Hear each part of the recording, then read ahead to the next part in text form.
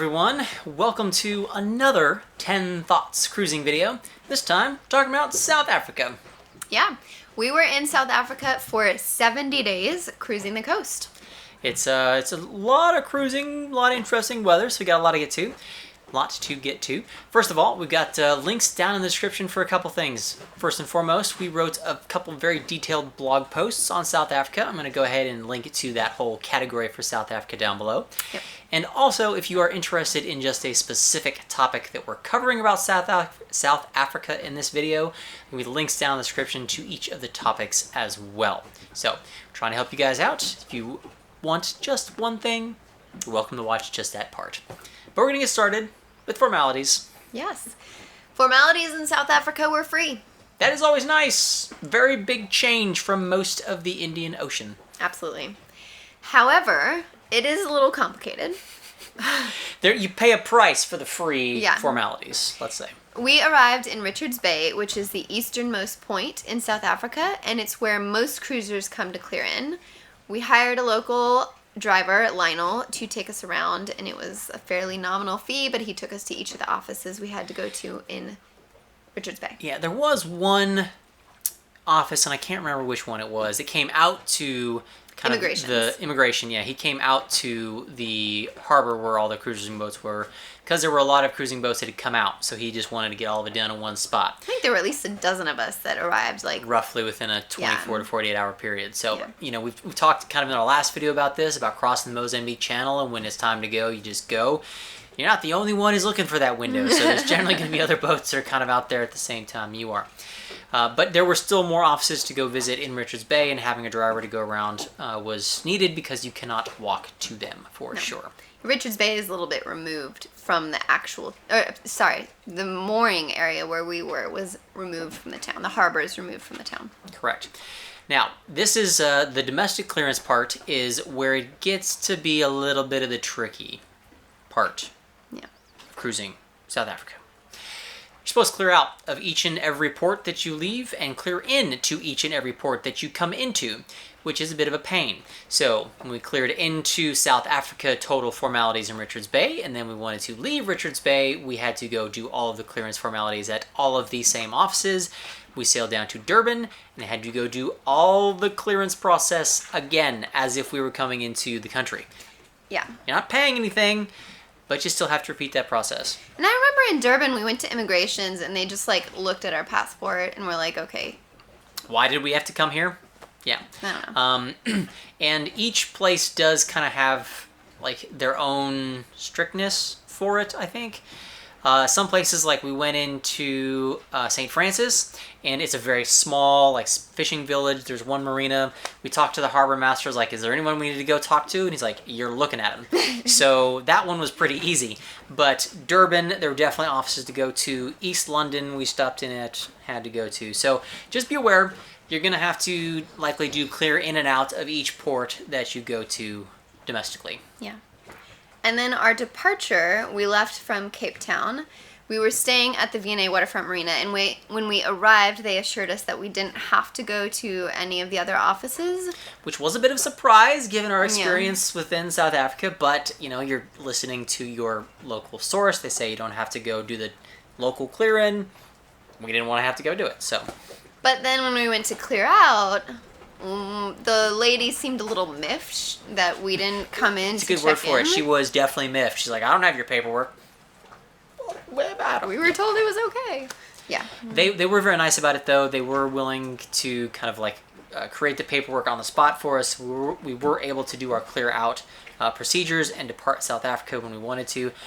But I would probably suggest that when you come into Cape Town, just go and do the domestic clearance formalities, even if you're told you don't have to do so. Just get it done out of the way, and that way you're ready for when you want to depart. Yeah. Item number 2 is sailing conditions in South Africa. And woo-wee! I tell you what, it is a tough place to sail for damn sure. Yes. We had to pick and choose weather windows, and it is hard. There are quite a lot of consistently high winds around the coast of South Africa. And there are not a lot of like protected anchorages to go hide in. So we would go from one place to the other. We typically stopped in marinas, and we'll talk a little bit more about those places where we stopped a little bit later. But just the pressure systems are rolling through constantly, so you have to time it just right. So, for example, Richards Bay, getting south of Richards Bay along that coast, the east side of South Africa is probably the trickiest part with all the weather that's kind of rolling out through the Mozambique Channel. There were a lot of cruisers that didn't want to stop like along the coast. They wanted to just kind of make one long jump. But that weather window didn't really materialize for a long time. We decided we wanted to kind of get moving. We had friends and family that were flying into Cape Town. We wanted to see South Africa. We were ready to go. So we found one window that was really short. We jumped from Durban to Richards Bay to Durban. Richards Bay to Durban. That's what we did first. And then there was another short window. We were able to jump from Durban a little bit further south. And then another short window. We continued further on from there. And then once we got around kind of the south part of the coast, there was a little bit of an easier stretch in time to find a longer window to get all the way around to Cape Town. But friends of ours who elected to stay in Richards Bay waiting for that long, uninterrupted window, they were there for a month. Yeah, they managed to leave Richards Bay when we got into Cape Town. Yeah. So I think the best strategy for going around South Africa is going to be just find your short windows and make the short jumps, but make sure that you are into somewhere before that next front comes, because, man, I think we've had like 40 plus knots of wind only like a handful of times. Every time we came into a port in South Africa, it was blowing 40 knots of wind directly behind us. Yeah. So, I mean, we've had maybe 40 plus knots like 5-6 times on our entire sailing trip. Yep. South Africa had like 4 or 5 of those. I mean, it's just the wind there howls. So you got to be ready for it. Even if you're trying to find the best windows, you're still going to get some strong winds. So be ready for some rough weather sailing. Basically, when it blows from the east, you move west along the coast, and when it starts to blow from the west, you hunker down. Simple That's the rule. strategy. Sounds simple. Tough to follow in practice, I guess. Yeah. Moving on to number 3, we've got some general thoughts on anchoring and navigating. I think the charts in South Africa pretty good. Pretty good. The coast is well documented, which is quite nice. As we mentioned, there's not a lot of easterly protection, so that's why for anchorages. So you have to kind of like jump in to marinas quite a bit. That comes with its own challenge, and that because there's no real easy spot to be anchoring out, we elected to go so far as to pick our water maker, just because there was not going to be an easy place to be making water in anchorages. The water in South Africa at the marinas was drinkable. It was good. It was good. There was definitely some chemicals in it. So we elected to rig up a setup using a charcoal filter to help filter the water coming into the tanks. And I would definitely recommend, not just for South Africa, but if you're going to be putting water in at the dock, rigging up a little like charcoal filter or something to help keep the water clean, well worth it. But in general, it was pretty easy navigating around. We knew where the rocks were, able to avoid them, that kind of stuff. I think it was pretty easy to navigate. Yeah. Number 4 would be marinas that we stopped into. We made 5 stops along the coast. Richards Bay was the first one. It is a free international wharf, which was nice. You just don't stay for too long. The rules aren't super clear. Like, you're not supposed to stay there forever, but no one really kicks you out. There were definitely some boats that had been there like weeks. Yeah. And were still hanging tight. It's a great base to go do some safaris at some of the smaller parks. We went to St. Lucia, and I'm not going to be able to pronounce this correctly, but Ismangaliso Wetland Park over on the East Coast, which they were both great, and we saw a lot of really cool animals, including hippos, so that was a lot of fun. The friends that stayed in Richards Bay for over a month, they went to Shoshuli National Park and Drakensberg, and those are 2 places that we've heard are really amazing out of all of South Africa. So definitely good places to go check out a safari. Absolutely. Well worth it to do that, especially when you're on that part of the country. Yep. The second place we went into was Durban, and the marina staff there was really friendly, very helpful for us. Hi, Bronwyn. Now, the water inside Durban is a massive port. Like, I think it's one of the biggest in Africa. So the water there was not very nice at all. Definitely wouldn't want to be running a water maker in there. But it formed a good base to also fly out. Like if you wanted to go to Victoria Falls or up to Kruger National Park, there's a big airport in Durban you can fly in and out of to a lot of places, so that was good. Good. There's a very large Indian population in Durban, which meant there's some delicious food there. Yeah, it's actually the largest Indian population outside of India, which is really cool. And one of the dishes that you should try to eat while you're in Durban is bunny chow. Bunny chow is a partial loaf of white bread. Depending on how hungry you are. Yeah. Scoop out the inside and stuff it with curry. And my favorite is goat curry. So I had that a lot. Or was it lamb curry? I think you had just so much of the curry. I did. It was a little outrageous. It was really good. It does get pretty spicy. And we did have some in Cape Town too. And the bunny chow I had in Richards Bay was really spicy. And then in Cape Town was totally not spicy. But it's a really tasty treat. And you order it in size. So you can get half a bunny chow, which is half a loaf of bread, or a quarter bunny chow, which is a quarter loaf of bread. But it's definitely something you want to try when you're in South Africa. For sure. Mm-hmm. For our third stop down along the coast, we came into East London. This was kind of a very short stop for us, just again waiting for the wind to kind of pass around. That was the westerly winds. We were waiting for the easterly winds to come back around. Yep.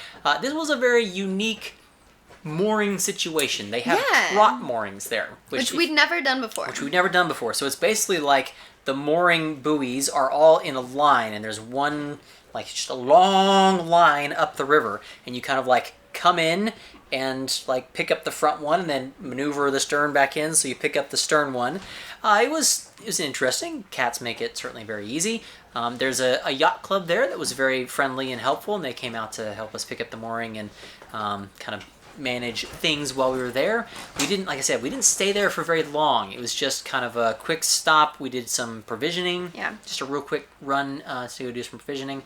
And then we cleared in and out with the local authorities, and we were gone. So don't have a whole lot to say about East London, but the trot moorings was a unique experience. And it makes a lot of sense because it's a river system, so with the tides coming in and out and the flow of the river, you want all the boats to line up and not swing a full circle. So it's very logical. It makes sense. Yeah. Now, there was a little teeny tiny anchorage spot kind of up in the front of the moorings, and I did see a few boats that were anchored there.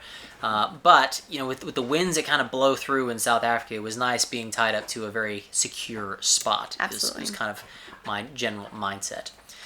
For our fourth spot that we stopped into was, we mentioned it, is St. Francis. Now, this was a very cool spot for me personally. There's a huge catamaran building industry in the St. Francis area. You might recognize not huge, but I mean, well, okay, not in terms of like Fontaine Peugeot Leopard production numbers, but a lot of very cool, unique boutique-ish builders. You'd recognize the name St. Francis, as in St. Francis Catamarans. But one of my absolute favorites is Balance Catamarans, and they make the Balance 526 there. We got a chance to go in and visit their production facilities, and that was really super cool. Yeah. Which is, if I'm being honest, one of the biggest reasons we elected to go into St. Francis was to stop in and see the factory there. So that was really cool. It does have a small harbor there, the small marina there, but it's not a cruising transient type place. It's much more of a local, and it's a definite fishing marina as well. It was very expensive. Very expensive. For the lack of amenities that we got, and it was also fairly, there was no provisioning anywhere nearby. And getting a taxi would have been a little challenging.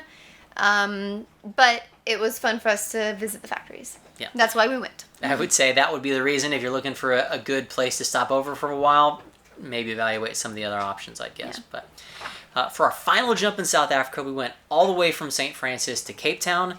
This is when we got a fairly long weather window, and we were like, we don't know how long these are going to last. We better take advantage of it.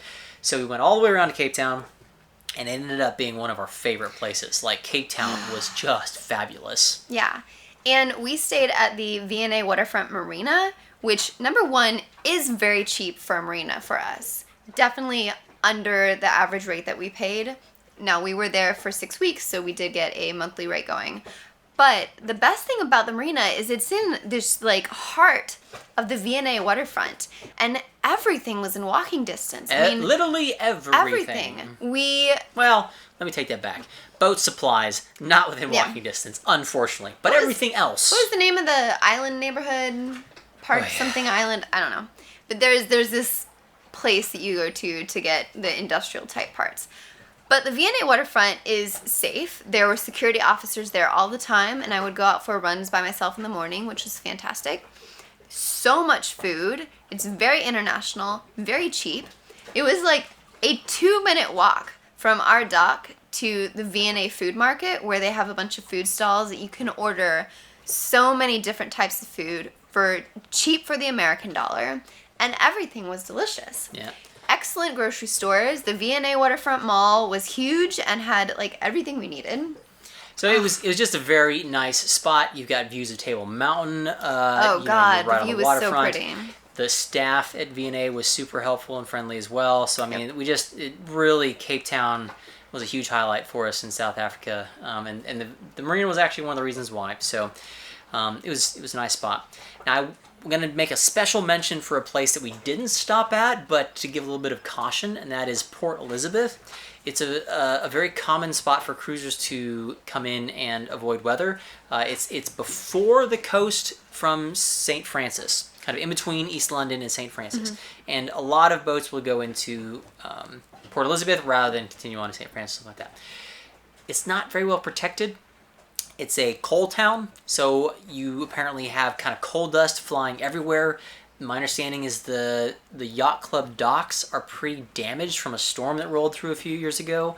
We had friends of ours who did stop in there and waiting out weather, but the weather that blew through was so bad that it was ripping out cleats from their boats.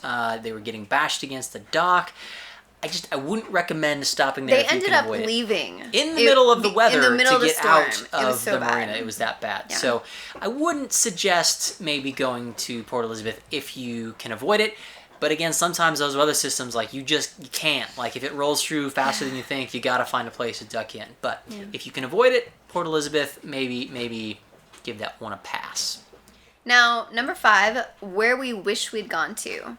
Such an easy answer, Knysna. Oh, yeah. Yeah, for sure. Everybody raves about Knysna, and we haven't been...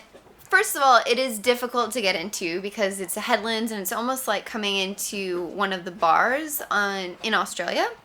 You need to come in when the swell is very low and the conditions are just right, and hopefully you can get a local pilot to guide you in. Now it's certainly doable. It's not impossible, but it is probably one of the most challenging spots to come into in South Africa. Apparently, this is where the South African Navy goes to train to manage the rough conditions. Yeah. So you just. Again, you kind of have to find the right timing of wind and weather, and if you're looking for a place to duck in out of heavy weather that's coming, the conditions may not be super great. So, but it just sounds like it's such a charming little coastal town. Yeah. Sounds beautiful. Again, more catamaran manufacturers are located there, so I would have enjoyed that side of it, but... Yeah. We do have friends that cruised and stayed for, I think, a year in Knysna, and they have a YouTube channel, so I'm going to plug it down below, Sailing Pluto, my friend Nicole, who I met in Cape Town. And, I mean, just watching the videos, it's such a cool place. I wish we could have gone. I tell David, if we win, we go back to South Africa, we are for sure doing the drive, whose name I'm now blanking on. The Garden Road? The Garden Route. Yeah, we're going to do the Garden Route, which goes through Knysna, as well as a bunch of other cool places. And Knysna is a must-do the next time we go to South Africa. Well, there you go. Knysna, must-do next time. Yeah. Moving on to number 6, some things to do in Cape Town. We're going to focus on Cape Town since we spent so much time there. Yeah. But man, there's a lot to do in Cape Town for sure. Yeah. Now, the hop-on, hop-off tour was, I thought, kind of a... Sounds strange, like a hop-on, hop-off tour, but it was a really cool highlight for us. Like, it gave us a chance to get around to a lot of different parts of Cape Town itself. Yeah. The narration was great because there's a ton of history in Cape Town as well, which we learned, especially doing that drive. So that was a really cool spot. We didn't hop off quite as much as some of the other people, but I mean, it gets you to some of the vineyards, so you get a chance to do some of that. And Yeah, It's overall, cheap. it was cheap. It's good. And if you have 1 or 2 days in Cape Town, I think that's the best thing to do. And by the way, for all these things to do in Cape Town, we've got blog posts with a lot of details, so check those out. Another thing that we did that was great was Stellenbosch. You have to go to Stellenbosch. My goodness. And we visited South Africa in 2010 and did Stellenbosch, so we got another chance to go out and do Stellenbosch again. Stellenbosch is one of the primary wine countries in South Africa. And there are a lot of really good wines. There are over in South 100 Africa. wineries in the Stellenbosch area alone, which is amazing. You can only hit like 3 or 4. I wouldn't recommend hitting all 100 of them in a day. Yeah. You're going to have some problems. I mean, we definitely like leisurely had a tasting at, I think, 3 places that we went to. 3 wineries that we went to, plus then a 4th for lunch. So it's very scenic, very beautiful, lots of nice mountains, and the wineries, the wine fields, the vineyards are excellent. Yeah. You can also get out to Cape Peninsula from Cape Town. It's a bit of a drive. You have to be careful to maybe not hit it on very popular time, because the line to get out there can be a bit much. But getting down to, well, this is the southwesternmost point. It wasn't the southernmost point of Africa. But it's just, when we were there in 2010, we got a chance to get out there, and it is just absolutely amazing to look at. The Cape out. of Good Hope. Yeah, Cape of Good Hope. That's the Cape Peninsula. It is so cool to look out and see, be like, yeah, we sail around that thing. Feel a little bit of a badass right now. But we also drove to Boulders Beach, which is in Simonstown, and that's where the penguins are. You can see lots of penguins, which are flippin' adorable. And then there is a part of the road called, I'm blanking, we'll have to put a label down below of what the name of the road is, but it's this absolutely gorgeous scenic drive along the coast with a tunnel and just stunning. Yeah, really beautiful. It's just the landscape around Cape Town itself is really fantastic. Well worth. The hop on hop off tour is the easy way to get out and see it, but if you can rent a car and go drive around, also hugely worth it, I would say. Yeah. Now you can get out and do some diving. Yes. From Cape Town as well. So I'm going to do a quick little plug, because we're going to have a little bit more about diving later. But yes, so in Cape Town, I did a dive with some friends in False Bay, which is over by where we saw the penguins. And the Indian Ocean side is warmer than the Atlantic side. There is a lot of kelp, and the sea bed was just littered with starfish and sea urchins. And I also got to see a seal came in and popped in for a visit, and a pajama shark, which was really cool. Yeah. Now, there's one other thing you have to do while you're in Cape Town. We didn't do it our first visit in 2010. Okay, I feel like we need a little bit of explanation here. We were in South Africa in 2010 for the soccer or football World Cup, so we were a little busy going to games and stuff like that. We didn't have a whole lot of time while we were in Cape Town. But this time we made sure to go up and hike Table Mountain, and oh yeah, it's worth it. Yeah, we did Platten. There are several different routes up the Table Mountain. Yeah, I can't remember what the name of it was, but it was kind of like the main one, and got up to the top where the cable cars is. It was just a great hike, great view, really worth the time. Absolutely, don't miss out on that one. Even if you don't want to hike, take the cable car up, because the view from the top is just, it's worth it. So definitely get up there one way or the other. Yeah. Let's move on to number 7, talking about a little more detail of snorkeling and diving. Yeah. David didn't do any diving in South Africa. I didn't. I was a little busy with a few boat projects and stuff, which, one that I did that was amazing was outside of Durban with my friend Emil in Aliwal Shoal, which is one of the best dive sites in the world, according to a lot of places. And the main attraction is to see raggies, which are the ragged-toothed sharks. And we did the dive, we get down there, and these sharks are all over you. And they are passing just feet from you, and they're full of teeth, and it was quite the experience. Yeah, I'm not a huge fan of teeth, so I've probably been freaking out on that one if I had gone, but... It was good. And then the other 2 dives I did were in False Bay, as I mentioned. Now, if you're not super keen to see the ragged-toothed sharks in the wild, they do have some at the Two Oceans Aquarium in Cape Town as part of a tracking and conservation program.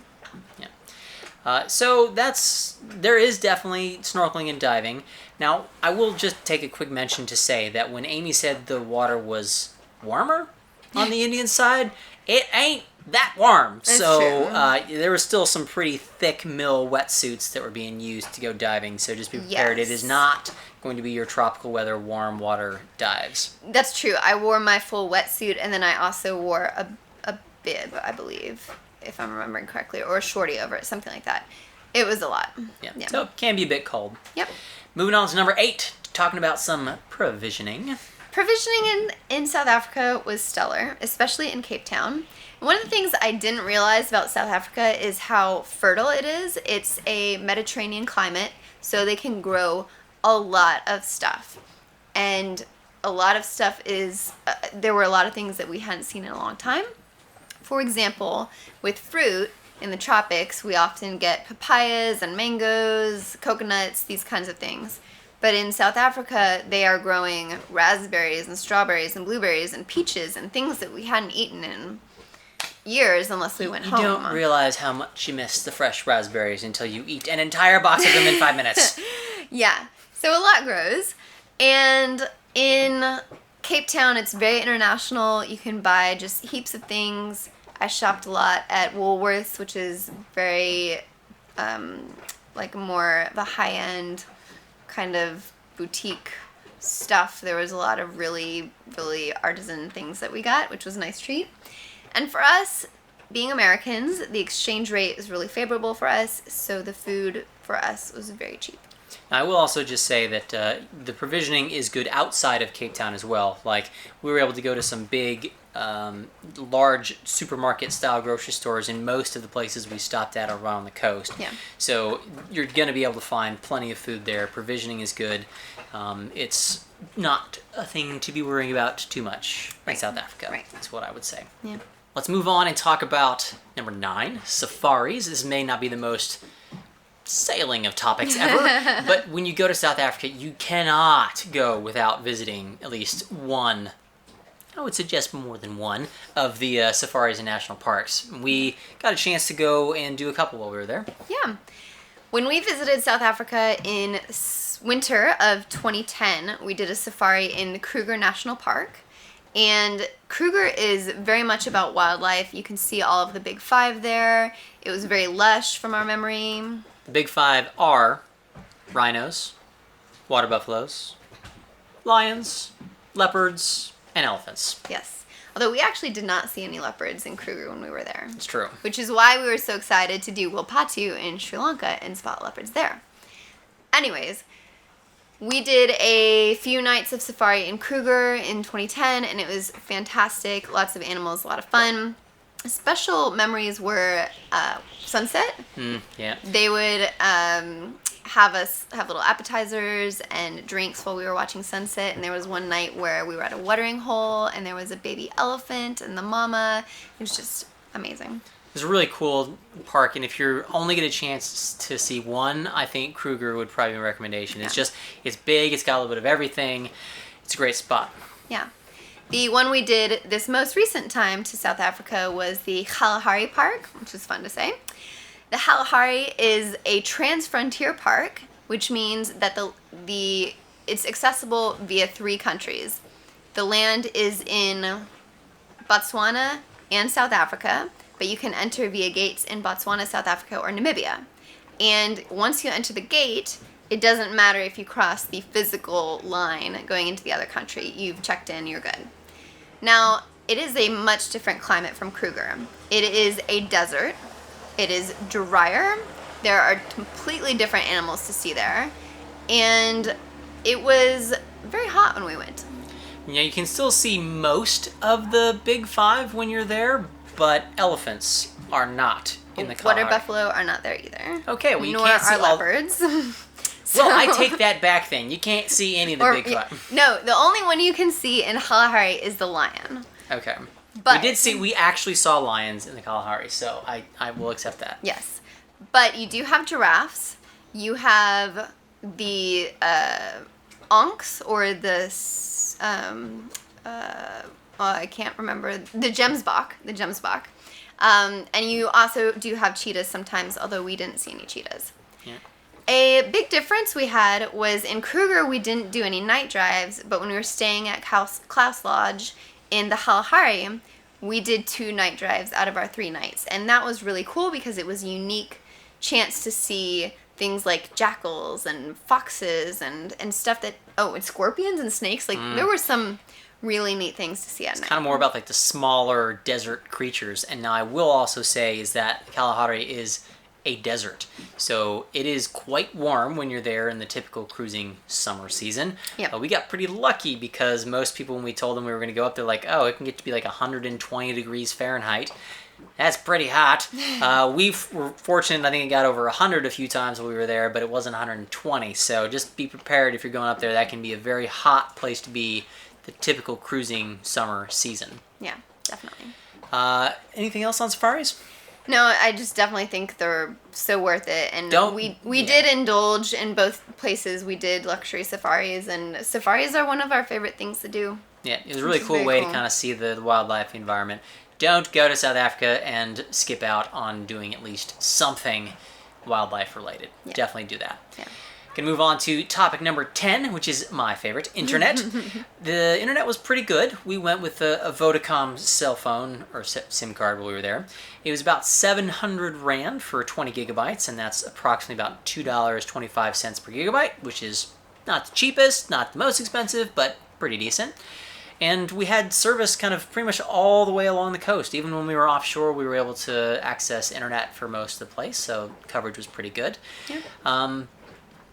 Yeah, not too much else on the internet, I think. No. So wrapping up. Well, I'm gonna do a little special for you guys because South Africa, after you're coming across the Indian Ocean, is a place where you can actually get a lot of boat work done. So I hadn't told Amy about this, but I'm gonna pop in a special number 11 on here for you and talk about kind of marine boat works and stuff like that. And Cape Town especially, there's a huge marine industry there. The problem is it's not super centralized. Like, there's no giant West Marine store that you can go to that just has everything. There are some smaller chandleries that have kind of some stuff. You go to one chandlery, they have one thing. Go to another chandlery, they have a different thing. But, like, if I was searching for a tool or a bolt, like I was actually going to the hardware store or the bolt store or something like that to be able to find the parts that we needed. That can be a bit tricky, and none of those things were located next to V&A, so it was always like an Uber ride away. Fortunately, Uber was everywhere, so that was a very easy way to get around South Africa. But just keep that in mind that you're going to be searching a little bit trying to find the exact part or something that you need. In terms of services, they exist, which is very nice. We were able to, we bought our hydro generator there, so there was a company that had those and we were able to import them. Found Victron suppliers. We found a metal fabricator who was able to build like a really nice bracket for our water hydro generator as we were installing that. We had some work done in Durban. A fiberglass guy came out, did a little bit of fiberglass work for us. So there's a very big marine industry in South Africa, which means that you can find the services and do haul outs and leopard catamarans are manufactured in Cape Town. So there's a lot of people that provide, the commissioning or ex-factory work in Cape Town. So there's plenty of that available. That is true. So just keep that in mind. Kind of keep your list of things that are going wrong on the boat as you're crossing the Indian Ocean. And when you get to South Africa, you can find a way to get them fixed. I'm going to add a special caveat here. Try very hard to find things in South Africa and don't get them shipped to you. Yeah. We have blog posts about this, but there's a very big problem with the escape hatches on a lot of the French boats that use Goye, how we pronounce it. And ours failed as we were going around South Africa. Fountain Peugeot was pretty responsive and shipped us 2 new ones pretty quickly. But we waited over a month for them to get cleared out of South African customs and ended up paying an ungodly amount of money just to get them cleared out. So it was a pain in the ass. Try to avoid things getting shipped in if you can. But at least you can find parts. There are people who can do things, and that's always very, very nice. Yeah. So now we can move on to the wrap-up. Yeah. I would say that South Africa is one of my favorite countries to visit. I don't know that cruising there necessarily gave us any edge over flying in and being a tourist, other than the fact that we got to bring our home with us everywhere we went.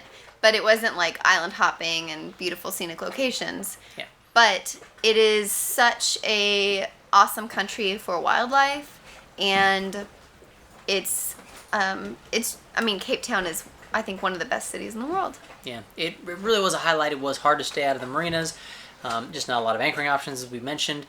But man, it was a special place, and it's hard to really describe why. But so many people we talked to, cruisers wise, were just like, man, South Africa ended up way better than we thought it was going to be. Yeah. The weather is a challenge. I got to say that in the wrap up. The weather is a challenge. Yeah. So a lot of people were trying to decide, should we go up through the Red Sea and the Suez to get into the Med, or should we go around South Africa? Our personal preference was to go around South Africa, and even if there weren't significant piracy issues going through the Suez, we probably still would have gone to South Africa just because we enjoyed it so much when we were there in 2010 that it was worth it to go back again for us. Now, Absolutely. There's a whole lot of choices and decisions to be made for that, but don't let South Africa scare you for heading down that way. Yeah. That's what I'd say. All right, y'all. Thank you so much for watching South Africa. See y'all next time. St. Helena, I think, is the next one we're going to be talking about. Yeah. See y'all later, guys. Bye.